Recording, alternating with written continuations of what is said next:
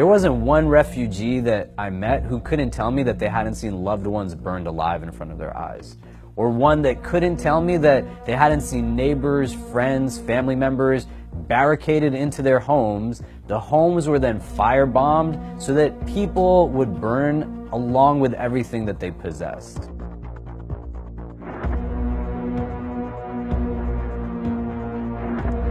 It was evident that what was going on there wasn't just hostility, violence, it's just straight up genocide.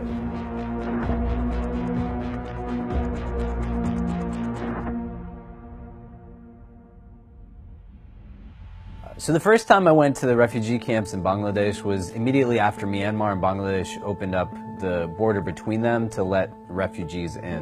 When you conceptualize these camps, you want to understand that there's close to 1 million people living on land that cannot hold 1 million people. Walking around these camps, I saw people who were nothing other than a skeleton with skin on them. And that type of food insecurity doesn't come from living in a refugee camp.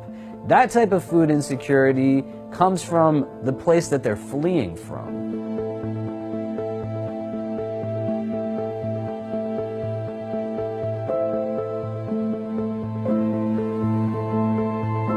The first time I went, I met this woman who was 78 years old by the name of Dulu. And Dulu said that in front of her eyes, they killed her husband, and they then came and one by one took every member of her village and killed them by slaughtering them at the throats. Just an entire decimation of her entire village. And you gotta understand, this woman's 78. Culturally, she probably got married at a very young age. Even if she got married when she was 28 years old, they killed in front of her eyes her life partner and companion of 50 years. When I'm speaking to her, she says, "I want justice." And that's all she wanted.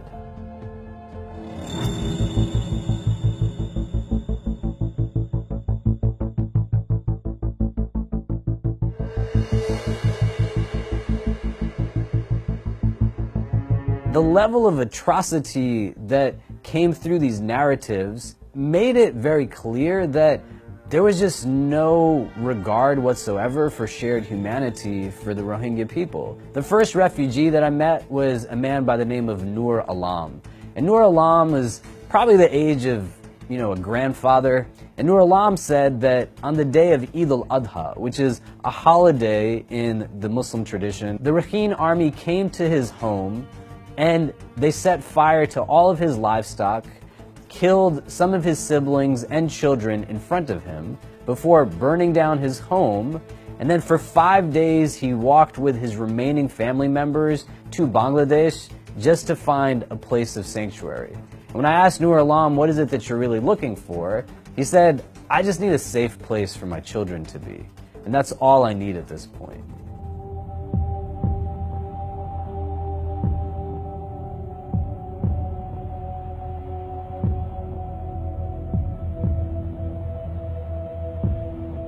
Money that we've raised have helped build out now health centers, build out safe spaces for women and children who make up 60 to 80% of the refugees, looking at clean water wells, food distribution centers, solar panel energy that we've been able to establish in certain parts of these camps. It looks like a very different place, but these men and women are still in a place where they don't know where they're going to be a year from now.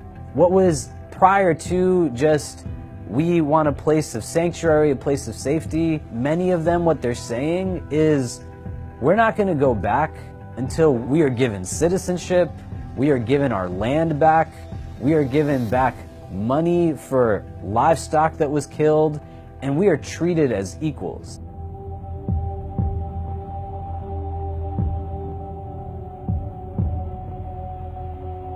I sat with a woman this time around on my second visit by the name of Layla Begum. She tells us how in front of her the soldiers came and killed her husband, and after they killed her husband, they killed her 1.5-year-old child.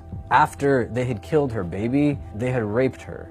She then had to take her 2 remaining children and walk for 18 days by herself. And along the way, the pathways are just littered with bodies of her people that didn't make it to Bangladesh. And she now starts to speak about where she's at 10 months later, and how the food packets that we've been able to distribute to her, the solar paneled electricity that we're providing in her section of the camp, it's not that those things in particular on themselves are what's giving her hope, but through it she said that I feel like people just really are thinking of us and they understand that we're in real pain. And despite all the heaviness she felt, just knowing that somewhere in the world, someone loved her enough to be able to give some money so that she could have just basic needs met. We ask Ya Allah that you protect her from any further affliction, anxiety, or anguish, and that you help her to receive all of the love that we are sending to her.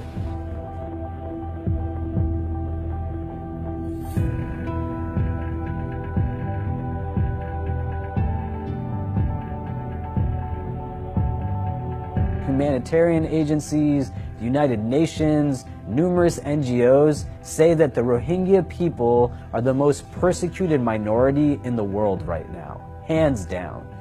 And what the Rohingya people are facing right now is hate in its worst of forms. What's going to counter that hate is not going to be another negative value or emotion like grief or guilt or something to that extent, but it's got to be met with real love. And there's not a part of me, I think, that could justify not going out to be there with the people as much as I'm able to if I really claim that I have love for them. I do plan to go back, I don't know when, but I would say to myself personally, like, what's really going on in my heart if I know somebody is in that place of pain and I have the means to do something to help them and I'm still not doing it? And do I really want to have that kind of sense of self? Do I want to really have that kind of drive that keeps me from being able to be there for somebody when they really need me to be there for them?